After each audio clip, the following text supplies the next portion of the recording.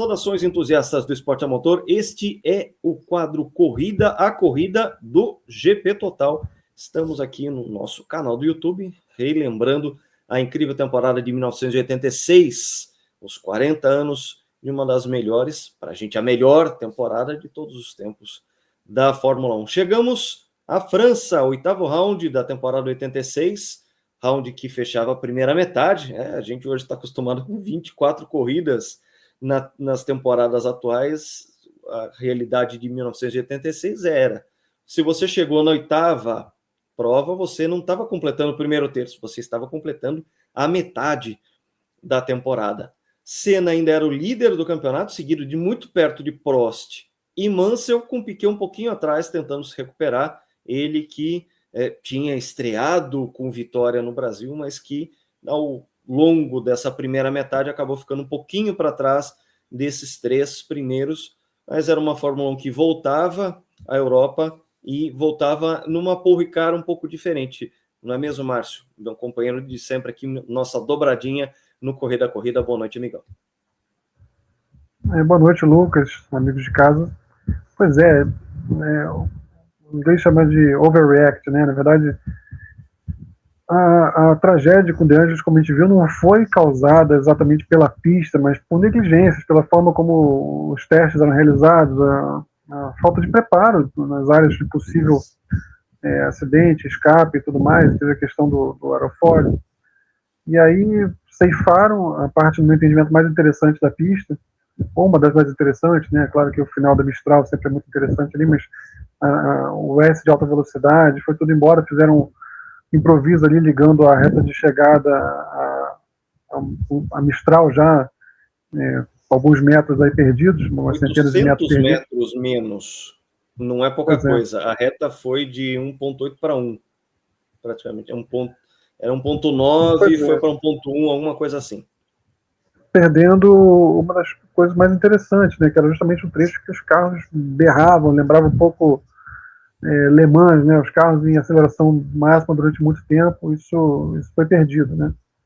Mas, por outro lado, coisas que tinham que ser mudadas não foram mudadas, né, porque a gente viu, por exemplo, na classificação, no sábado, um absurdo completo, que primeiro Butsen e depois De Cesares espalharam óleo pela pista de um jeito até irresponsável, principalmente De Cesares, e a pista ficou cheia de óleo, quer dizer, era até para a sessão ter sido interrompida, não tinha como melhorar os tempos ali, mas em vez disso tinha carro de serviço, tinha gente limpando a pista e a sessão rolando, a sessão de classificação rolando. Mansell topou com uma situação dessa no meio de uma volta rápida, assim. Então, quer dizer, tinha acabado de ter uma tragédia na pista poucas semanas antes, cortaram boa parte do traçado e continuaram com essa situação. Vai ter também na corrida um episódio de fogo com a tiro do Strafe, também ridícula a forma como trataram a situação. Então, mudaram muita coisa de fachada, pintaram a pista de azul, até hoje tem um monte de coisa azul ali, um azul bem chamativo no volta da pista. Isso começou em 86, mas a essência do que precisava ser mudado, muita coisa, a cultura que tinha que ser mudada não foi mudada, né? Então, é de se lamentar, é uma pena que tenha perdido boa parte, a parte muito tão grande e interessante da pista, mas enfim, foi como aconteceu. De novo, o treino acabou sendo decidido na sexta-feira, os treinos, né? Porque, como eu falei, no sábado, além do óleo do Butsen e do óleo do De Cesares, também teve um vento contrário na Mistral, a pista estava suja, mais quente. Então a classificação acabou sendo definida na sexta-feira, quando o Ayrton conseguiu mais uma de suas voltas incríveis. O Mansell talvez fosse até mais rápido, mas ele teve dificuldades com o tráfego também. Então o Ayrton acabou ficando em primeiro na classificação, o Mansell em segundo, Nelson em terceiro. É engraçado que nas primeiras 5 provas o Nelson classificou à frente do Mansell em quarto, mas o Mansell, depois que começou a vencer e começou a acreditar mais em si mesmo e tudo mais, e também beneficiando, mais adaptado aos acertos indicados pelo Nelson, ele começa a se tornar muito forte, começa a superar o Nelson em classificações, coisa que ele não vinha fazendo antes. E além disso, além dele ter largado à frente, o Nelson vai fazer uma largada medonha, horrorosa. Ele de terceiro ele cai para sétimo logo na chicane ali, quer dizer, de novo, a gente vai narrar essa corrida pensando nos conjuntos principais, né? Na largada, o Mansell, Então, se você quiser vamos interromper, então a você me foto da fala. largada. Tá, Foto da largada, né? vou Vocês colocar no devem ver o destaque Mansell aqui. ultrapassando o Ayrton. O Mansell largou melhor do que o Ayrton, né? E Vamos não colocar sei no se a foto vai destaque, mostrar porque isso. inclusive uma foto clássica de Paul Ricard. Essa foto vista de cima. Mais uma vez a gente está vendo o Ligier em boa forma, o Arnoux aí junto do pelotão da frente, mas uma largada ruim do Nelson, bem lembrado. Vamos... Ele largou muito mal, ele vai cair para sétimo, mas ultrapassado até pelo Dumfries. É uma largada problemática, porque você vê ali, o Alboreto ficou parado e o Danner também. Os dois carros ficaram parados na largada. Assim, a pista larga, conseguiram, graças a Deus, evitar. O Alboreto já estava ali, a Benetton já tá saindo. Ó, o mão Berger, para né? cima, ó. O detalhe da foto mostra que o Alboreto estava de mão para cima. É. E olha a largada do Dumfries. O Dumfries lá atrás, ele vai pular para sexto. Ele vai passar o Nelson. Olha só que absurda essa largada. Olha o Dumfries onde está. E ele vai sair da primeira chicane à frente do Nelson. É incrível. Ele faz uma largada, ele faz uma largada monstruosa. São os dois extremos. A largada horrorosa do Nelson e a largada fenomenal do Dumfries. Ele vai chegar em sexto ali na primeira chicane. E o Nelson travou esse lado inteiro também, né? O Nelson atrasando a largada, ele prejudicou Prost, Keck, prejudicou todo mundo. Aí ele fez uma largada muito ruim. E assim, uma coisa interessante é que o Patrick Head, antes da corrida, ele fez umas continhas meio marotas e concluiu que se a Williams fizesse duas paradas, largando com o pneu macio, desde que as paradas não fossem trágicas, como tinha sido do Piquet em Detroit, ele teria vantagem em tempo em relação a quem fizesse uma parada só. Então foi uma corrida assim, estrategicamente muito interessante, porque eram as Williams com duas paradas versus Prost, essencialmente, com uma parada só. O Ayrton estava ali na frente, de intruso, mas estava bem na prova, em segundo lugar. Ele não tinha como segurar o Nigel ali, mas estava bem em segundo, até porque atrás dele estavam, se eu não me engano, Arnoux e Berger, eu posso estar enganado, mas enfim, sei que Prost e Piquet só iam aparecer depois. Então o Ayrton estava bem posicionado em segundo, só que na quarta volta, de novo, De Césares explode o motor e de forma muito responsável, jogando óleo para a burra, ele fica no traçado, ele vai seguindo pelo traçado até os boxes. Uma situação bizarra, de novo, a gente falando de uma pista que foi picotada em nome da segurança e acontece uma coisa dessa. E aí, na quinta volta, Mansell o Alan Jones já vai embora, né? O Mansell quase sai da pista, tem que controlar uma escorregada bizarra também, que ele quase vai embora, porque não tinha sinalização. Não tinha sinalização de óleo. Uma situação como essa, quer dizer, cheio de óleo na pista e não tinha sinalização. O Mansell descobre da pior forma, quase sai. O Ayrton passa direto, já abandona a prova ali mesmo, vai para bater nos pneus. Jones também sai, um monte de gente em situação difícil ali. E a prova basicamente se torna isso, quer dizer, essa disputa das duas Williams fazendo duas paradas, contra o Prost fazendo uma só. Só que o Nelson, além de ter largado... O carro do Jones, o belo carro, o Lola Haas do Jones, que uma das coisas que é interessante desse carro é que o chassi, ele era tão suave que eles tinham problema para esquentar os pneus desse carro. Os pneus, claro, eram feitos para carros brutais. O motor Honda, motor BMW, todo aquele wheel spin envolvido. E o motor Ford era tão suave e o chassi era tão eficiente que eles tinham uma dificuldade tremenda de esquentar os pneus. Isso era um dos problemas enfrentados por esse carro, que dá para ver, só de notar, tinha linhas muito elegantes. Era um carro que você olha o conjunto dele, o conjunto aerodinâmico, você vê que faz tudo muito sentido. São linhas muito interessantes, desenhadas por um cara chamado Ross Brown. É um carro muito bem nascido, né, e uma equipe muito séria. Esse motor Ford também, um motor de enorme potencial, um motor muito interessante, como você falou na gravação de Detroit. Era um motor realmente de muito futuro até. Então, justamente nesse período, exatamente às vésperas dessa prova, a FISA se reuniu e começou a decretar o fim dos motores turbo, começou a desenhar o futuro da Fórmula 1 na transição para aspirado, né, o fim dos carros do grupo B de rally, tudo isso foi feito às vésperas desse GP da França aí.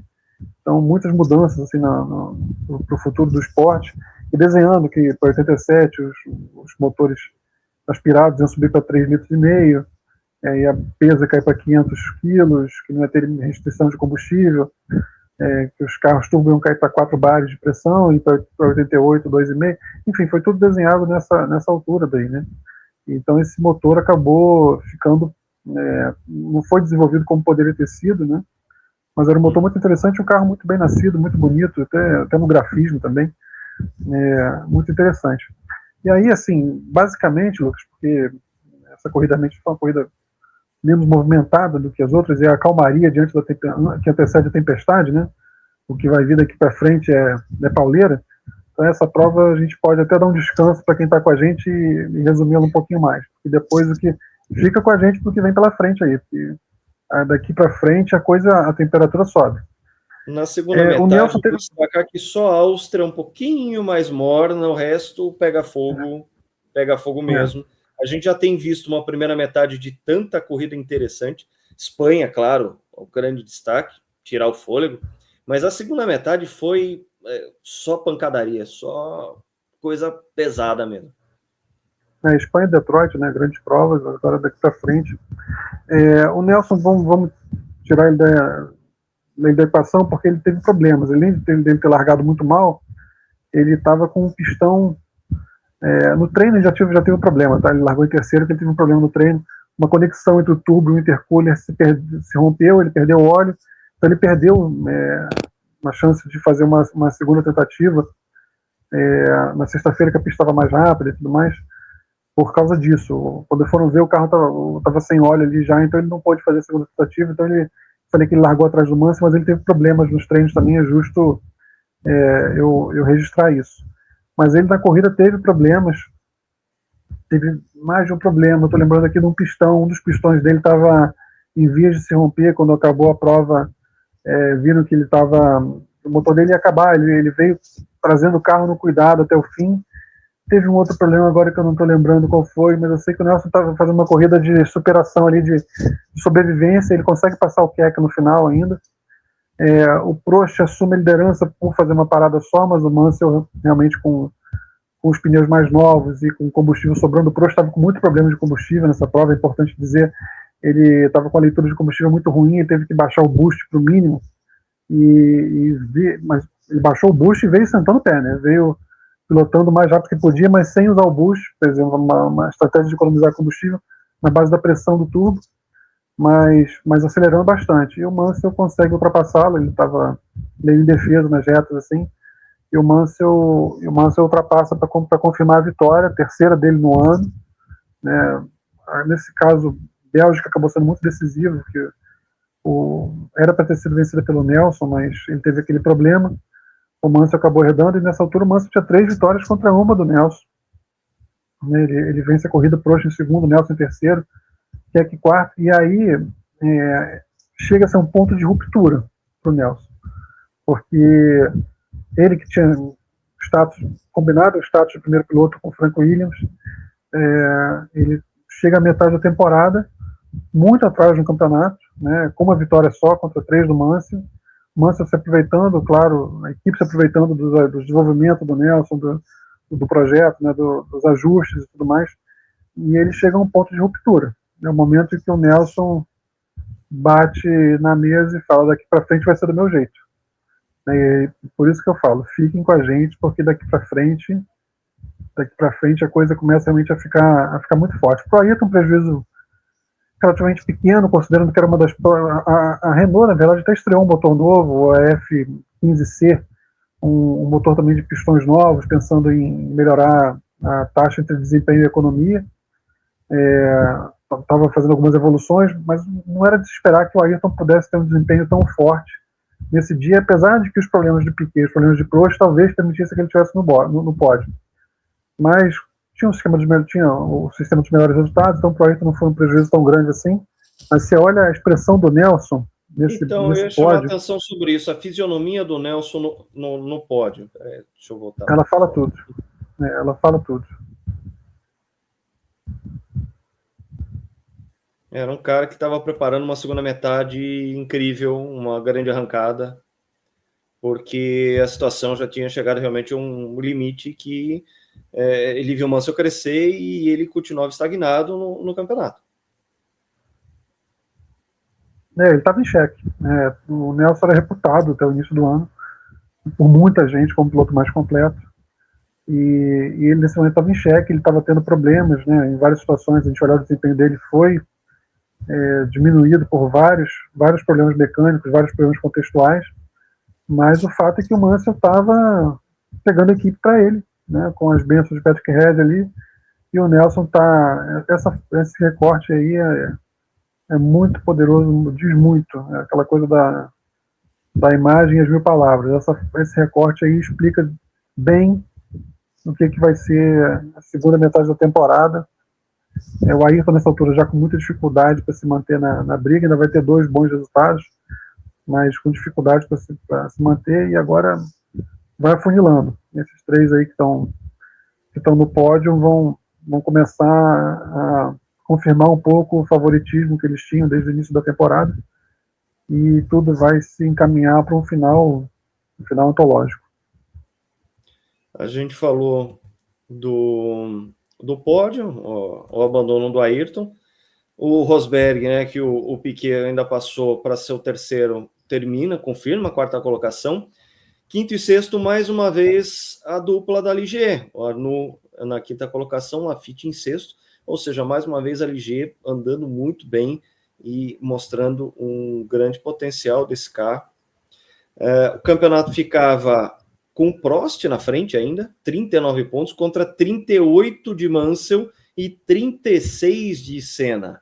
Essa era a configuração de final da primeira metade da temporada. Piquet com 23 pontos, um pouquinho atrás aí, considerável, e Rosberg na 5ª colocação com 17 pontos apenas, ou seja, aquela distância que a gente tinha de pouca distância no começo da temporada em relação de Prost para Rosberg, a gente já viu que o Rosberg não tinha força para ser um contender. Ali já estava bem claro que, encerrada a primeira metade, realmente o piloto da McLaren a disputar o título mundial era o Prost, que conseguia a cada corrida capitalizar os pontos possíveis, e a gente acompanhou isso não só nessa primeira metade, como a gente também vai acompanhar nessa segunda metade. Fiquem com a gente, assinem as notificações, acompanhem o nosso dia a dia no canal aqui do YouTube, porque a gente vai continuar com a nossa série, essa série que abre as atividades de 2026